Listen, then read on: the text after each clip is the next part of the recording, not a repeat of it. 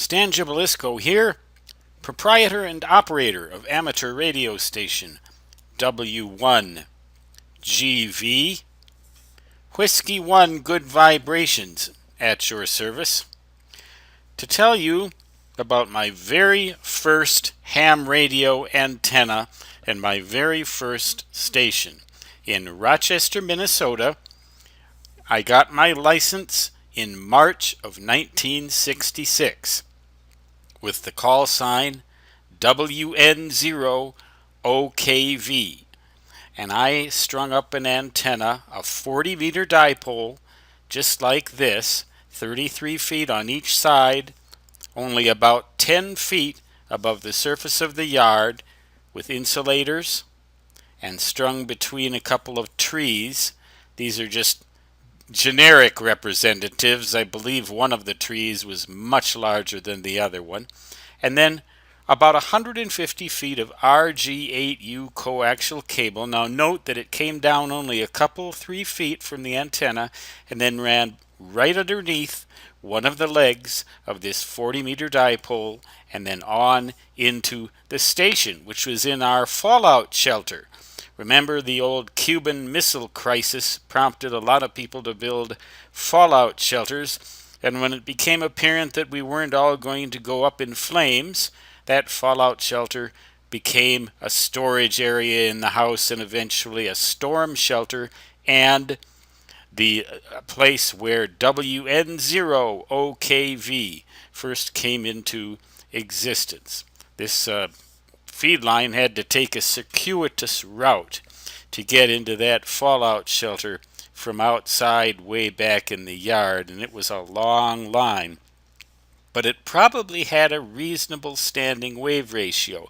Notice, though, that I was ignorant of a lot of the finer points of antenna design and theory, but nevertheless, I got a 40-meter dipole up there and operated that thing in the novice CW band. That was my novice class license on a frequency of, back then they called it 7185, pardon me, not megacycles, 7185 kilocycles. And it was a crystal controlled transmitter called the Johnson Viking Adventurer, capable of putting 50 watts of DC plate input power to a single vacuum tube, and probably got about 25 or 30 watts of RF output. Back in those days, novices had to use crystal control for their transmitters, and they were limited to a maximum DC plate power input of 75 watts.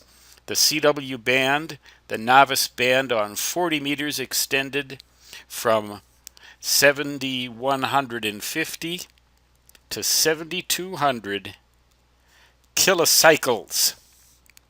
That sounds awfully old to those of you who remember it, I'll bet. And to those of you who weren't even alive then, it probably sounds really antiquated, if not alien. But that was it. That was my antenna right there. Notice the coax had no balun.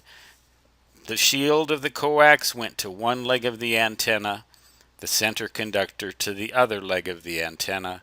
And the thing worked, and I remember it didn't work very well, of course, but my first contact was in the town of Zeeland, Michigan. And I believe the guy's name was Don, on 7185 kilocycles. And I was just beside myself with ecstasy. That was my first QSO with this antenna.